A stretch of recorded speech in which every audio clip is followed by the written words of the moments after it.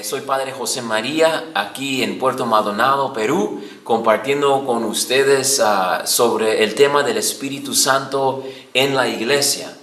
Y creo que para este tema habríamos que ir hacia atrás y hacia atrás y hacia atrás en la historia hasta llegar realmente hasta el comienzo. ¿Y el comienzo dónde es? El comienzo es la Trinidad. El comienzo es Dios, Padre, Hijo y Espíritu Santo. Ahí comienza la historia del Espíritu Santo en la iglesia.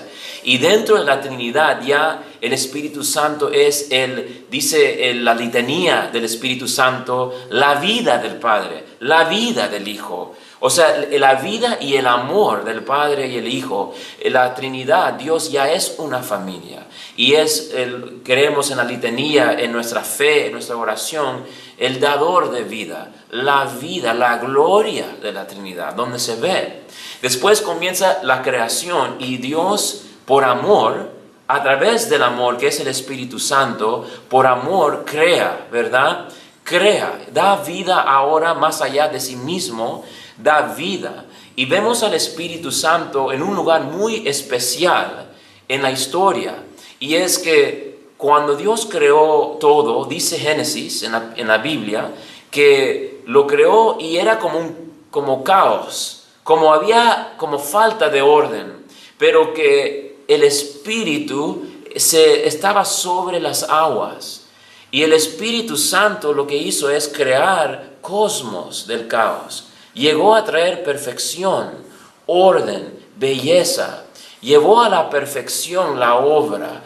Y ahí vemos el Espíritu Santo dentro de la Trinidad, amor, vida, unión. Y ahora en la creación, afuera de la Trinidad, entre comillas, trayendo vida, orden, perfección, belleza, gloria. Y eso también comenzamos a ver lo que hace el Espíritu en nosotros, ¿verdad? Dador de vida, el que recrea, el que es capaz de crear de la nada, es que es capaz de llevar de lo que ya está y lo hace mejor, lo puede perfeccionar, traerle belleza, vida. Entonces ahí vemos ya el Espíritu Santo al comienzo. Y es el Espíritu Santo que entonces también comienza a través de los profetas a anunciar el amor del Padre. Tienes un Padre que te ama. Tienes un Padre que está contigo. Tienes un Padre que te acompaña, que ha estado contigo desde el comienzo. Y es el Espíritu Santo que a través de los profetas también te está diciendo, vendrá tu Redentor, vendrá el que te quiere recrear, vendrá el que te quiere salvar, vendrá el Hijo de Dios, vendrá Jesucristo. Entonces son los profetas que hablan y es el Espíritu Santo que está hablando a través de ellos en la historia. El Espíritu que nos lleva a pensar en el Padre. Tenemos un Padre que es misericordioso. No era que Dios era terrible en el Antiguo Testamento y misericordioso en el Nuevo, sino que desde el Antiguo Testamento, ¿has leído los Salmos? El Salmo 103, donde dice que así como un padre tiene compasión de un hijo, así Dios Padre tiene compasión al que le teme. ¿No has leído en ese mismo Salmo que Él quita el pecado nuestro, así como el este está separado del oriente? Y que es misericordia, que Él está lleno de misericordia. Pues es el mismo Padre. Y es el Padre quien anunció el Espíritu Santo a través de los profetas. Y el Espíritu que nos trae y profetiza la venida de Jesucristo. Entonces el Espíritu dador de vida, el que perfecciona, el que crea, el que recrea, el que nos hace saber que tenemos un Padre. El que nos hace saber que hay un Redentor que viene. Y entonces vemos en la historia ahora de la iglesia con Jesús, ¿verdad? Finalmente viene Jesús al culmen para cumplir las profecías. ¿Y quién es Jesús? Jesús dice, yo soy el ungido. Yo soy el que está lleno ¿de qué? Del Espíritu Santo. Su identidad es Padre y su identidad es ungido, lleno del Espíritu. Por un lado dice, hago nada de lo que afuera de lo que yo veo mi Padre hacer. Pero también cuando Él dice quién soy yo, toma Isaías y mira Isaías 61, de 1 a 4, soy el ungido. La identidad de Jesús es ser lleno del Espíritu Santo, ser lleno de Él. Y no hizo nada sin Él y ni fuera de Él. todo con Él. Es el Espíritu que estaba con Él cuando fue concebido en María. Fue el Espíritu que estaba con Él cuando caminaba pasos ordinarios en Nazaret con José, limpiando, haciendo carpintería en lo ordinario de su vida. Y fue el Espíritu Santo que le llevó al desierto, que le acompañó en la tentación, que le acompañó en los momentos difíciles. Y fue el Espíritu Santo que hacía los milagros. Era Jesús, pero el Espíritu Santo a través de Él que sanaba, que curaba, que hacía. Y después Juan 14, 12 a 14, dice Jesús, mira, los que creen en mí harán lo mismo que yo he hecho. Y mayores cosas todavía. ¿Por qué? Para dar gloria al Padre. Y porque ese mismo Espíritu será el tuyo también. Ese es el don de Él para nosotros. Y entonces Jesús camina con el Espíritu, es ungido. Y es el Espíritu también que le lleva a la cruz, que le lleva al Calvario para hacer este sacrificio. Entonces, la identidad de Jesús es ser llevado por el Espíritu, guiado por el Espíritu, acompañado por el Espíritu y el Espíritu en Él que obra. Es su identidad. ¿Y sabe quién eres tú? San Pablo dice en Gálatas 2:20, ya no soy yo quien vive, sino que es Cristo quien vive en mí. Tu identidad, el que no sabe que es Cristo, que a eso apunta, que esa es su vida, todavía no sabe quién es. Todavía no sabe a qué apunta. Todavía no sabe lo que desea. Pero vemos en la historia de la iglesia, en Jesucristo, que para Él, el Padre y el Espíritu. Y el Espíritu era todo. Le movía, le guiaba, le inspiraba y sanaba a través de Él. Y después cuando Jesús, Él asciende al cielo y en los días que después viene el Pentecostés, ese regalo que Él cumplió, vemos en la historia de la iglesia. No, en mi comunidad, familia de Jesús, el fundador tenía una reunión con un candidato y le secuestraron y casi le matan, ¿verdad? Entonces decimos que le costó caro esa ocasión, pues Jesucristo, al Padre, le costaron caro el don del Espíritu regalarlo a nosotros. Porque le tocó al Padre mirar al que más amaba crucificado. Y le tocó a Jesucristo sufrir el Calvario y la pasión, su sangre que derramó. Eso es lo que cuesta el don del Espíritu.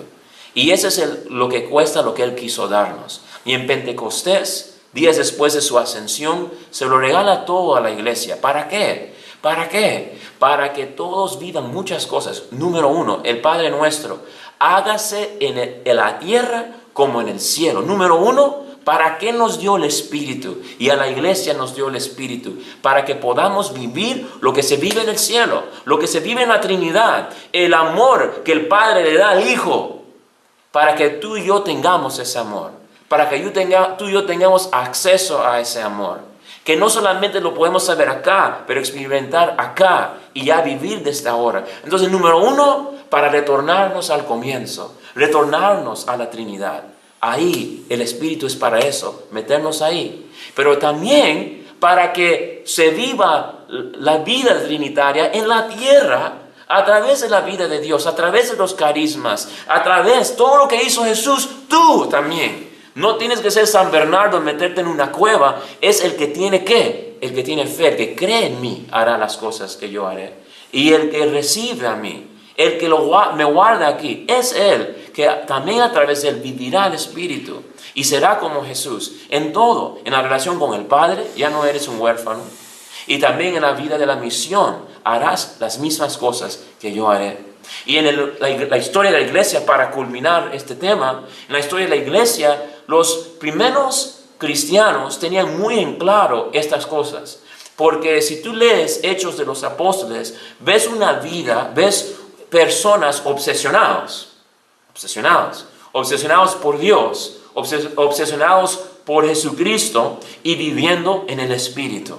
Viviendo en el Espíritu. Las páginas de Hechos de los Apóstoles, ves personas que están viviendo en el Espíritu. ¿Qué dirían? ¿Qué pasaría que dirían estos en Pentecostés tan borrachos?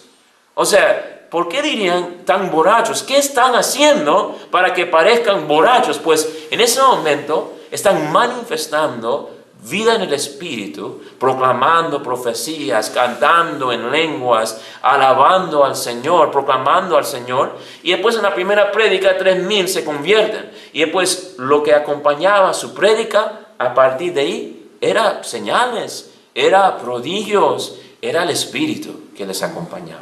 Pero luego en la historia de la iglesia, como somos humanos, como tenemos a veces luchas, hubo momentos como por ejemplo con montanismo, una de las herejías que surgió, que un poco sacó fuera de balance esta vida en el Espíritu y comenzó a desligar el Espíritu Santo con vida en la iglesia. Obediencia, porque Jesucristo dijo a Pedro en Mateo 16, te doy las llaves del reino y sobre esta roca yo construiré. En Mateo 28, 18 a 20 les encomienda, anda a bautizar. Dejó intermediarios, dejó personas sobre quien quería construir, dejó una iglesia, ¿verdad? Jerárquica, pero también el Espíritu, ambas cosas. Pero hubo un momento en la historia temprano, cuarto, quinto siglo, donde hubo como una separación y como que de repente pusieran la vida, algunos, la vida espiritual, Dios me habla directo y desecharon la parte eclesial. Y eso no es la voluntad de Dios. La voluntad de Dios, yo te he dado un papa, yo te he dado obispos, yo te he dado apóstoles, yo te he dado la Eucaristía, yo te he dado la confesión y también el fuego. Todo junto, ¿verdad? Pero en esa separación hubo como una pequeña movimiento de que ir a un extremo llevó a ir al otro extremo, como que un poco ya no empatizar esa parte. Y en la historia de la iglesia, como que esa vida que vemos en Hechos de los Apóstoles, viviendo en el Espíritu, se volvió casi como que para los elite, para los VIP, ¿verdad? Para San Bernardo, para San Benito, ellos sí, Felipe Neri, que en el Espíritu Santo le rompió 3 costillas. Para ellos sí, porque son santitos, ¿verdad? Padrecito, tú eres santito, tú estás más cerca que Dios que yo, ¿verdad? Como dicen. Pero así se volvió como que sí está reservado, pero lo que Dios nos ha regalado en esta etapa de la historia, en esta etapa de que tú y yo tenemos la bendición de vivir, que nos ha regalado en la renovación carismática, es un nuevo despertar al comienzo. Un nuevo despertar que este Espíritu y esta vida en el Espíritu, el que recrea, el que crea, el que perfecciona, el que es vida, dador de vida, el que es amor, el que tiene vida y carismas y todo, este Espíritu es para el que crea, es para todos, es para vivir en esa cueva, pero también de los monjes, pero también para vivir en la cocina, y para vivir en Callao, donde simplemente te pueden robar, pero Dios mediante te protege el Señor, ¿verdad? Pero es para vivir ahora, hoy en día. Esto no se reserva para un elite, el Espíritu. Dios lo consiguió para nosotros como regalo en Calvario, para no unos cuantos, para todos. Y Pablo no tiene pelos en la lengua cuando dice en Efesios 3, para que tú, a través de la fe en Cristo, dice, a través de la fe en Cristo, puedes tener ¿qué? La plenitud de la vida de Dios. Repite 3 veces, para que seas llenado con toda la plenitud. Hermano, lo que tú tienes y yo tengo es plenitud a través del Espíritu.